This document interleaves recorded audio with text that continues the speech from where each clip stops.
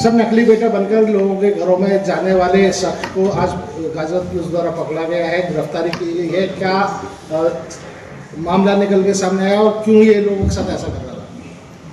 देखिए 24 नवंबर 2024 को थाना खोड़ा पे एक व्यक्ति पेश होके उसने ये बताया कि वो 30 साल पहले यहाँ से उसे किडनैप करके ले गए थे, राजस्थान में रखा हुआ था, उसके साथ काफ़ी टॉर्चर किया और किसी ट्रक ड्राइवर के मदद से वो अब वहाँ से रेस्क्यू होके यहाँ आया है और वो अपने फैमिली के तलाश में है।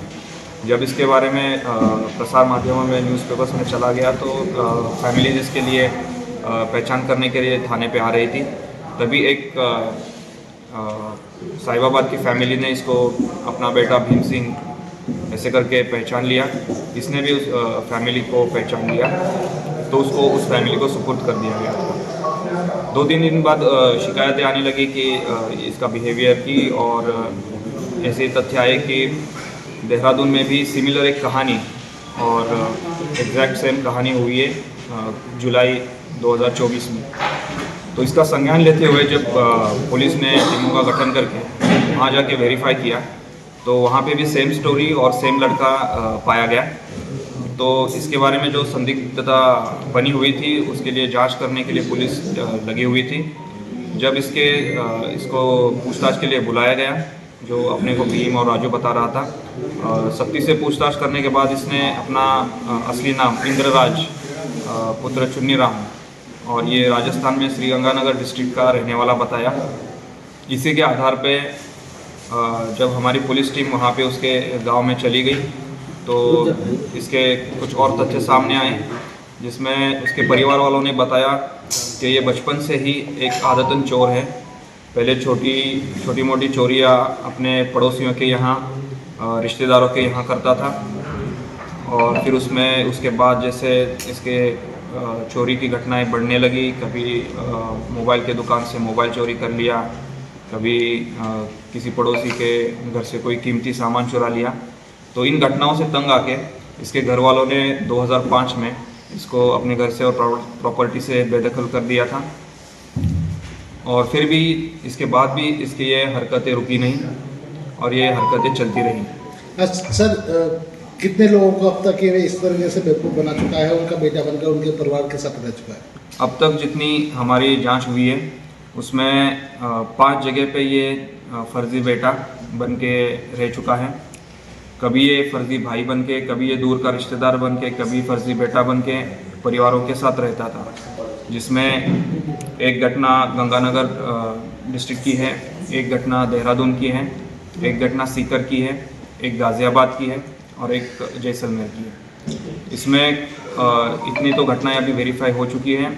इसमें और भी कुछ चीज़ें हैं और भी कुछ इन्फॉर्मेशन है, जैसे कि ये भटिंडा में भी रहा हुआ है पंजाब में और हरियाणा में भी सिरसा और हिसार यहाँ रहा हुआ है। इन घटनाओं के बारे में हमारी टीम लगी हुई है और इसका सत्यापन किया जा रहा है कि वहाँ पे इसने किसके साथ रहा था और क्या क्या किया था। सर, ये कैसे पता लगाता था कि उसके घर का परिवार का बच्चा गायब है, वहाँ पे पेड़ है, वहाँ घर है, तो कैसे आइडेंटिफाई करता था सब चीज़ों को? देखिए, ये पुलिस थाने पे पेश होके खुद की स्टोरी बताता था। फिर ये स्टोरी मीडिया में चली जाती थी। जैसे लोगों को पता चलता था कि कोई एक ऐसा व्यक्ति आया है जो कुछ 20-25 साल पहले गुमशुदा या लापता या किडनैप हुआ है, तो जिस किसी के घर से ऐसा रिश्तेदार गायब हुआ है वो फैमिली सारी वेरीफाई करने के लिए थाने पे पहुंच जाती थी। उसमें से ही ये एक फैमिली को चूज़ कर लेता था कि हाँ, ये मेरी फैमिली है और फिर वो फैमिली जो भी आपस में बातें करती थी उन बातों को ये पकड़ लेता था और उन्हीं बातों को रिपीट करके बोल देता था।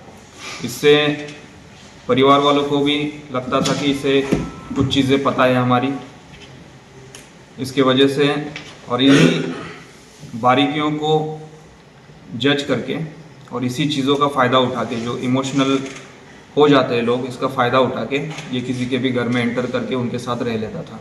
सर, इसके मुंह भी कुछ टेढ़ा था, जब गाजियाबाद आया था देहरादून में सीधा था। इसके बारे में जानकारी की गई तो ये पाया गया कि करीब 7 साल पहले जब ये भटिंडा पंजाब में था तो इसको एक पैरालिसिस का अटैक आया था और इसी की वजह से ये सर वजह क्या रही इन सब चीज़ों की, सब मोटो क्या था इसका? इन सब चीज़ें करने के पीछे मेन वजह यही रही है कि बिना काम करे इसको पैसा मिले, घर मिले, छत मिले, खाना मिले, और ये आदतन चोर तो है ही। और इन्हीं दो चीज़ों की वजह से उसने एक रास्ता निकाला कि मुझे बिना काम किए एक ऐशो आराम की ज़िंदगी मिले, और इसी के लिए वो ये घटनाएं करता था। किन धारा में मुकदमा दर्ज किया इसके? इसमें इम्पर्सोनेशन, चीटिंग और हाउस ट्रेसपासिंग, इन धाराओं में मुकदमा पंजीकृत। तो सर कई घरों में इस दौरान रहा है, उनके परिवार साथ क्या कुछ वहाँ से शिकायतें कुछ मिली थी उसको? अभी जितना परिवारों से बात हुई है वहाँ पे एक परिवार जो है हनुमानगढ़ का, वहाँ से इसने चोरी किया था। उसमें उसी समय उसी थाने में चोरी का मुकदमा पंजीकृत हुआ था, उसमें ये अरेस्ट भी हुआ था और जेल भी चला गया था। बाकी जो परिवारों से बात हुई है उनसे कुछ सामान चोरी करने की या उनके साथ कुछ गलत काम करने की कोई सूचना और पुष्टि नहीं हुई है।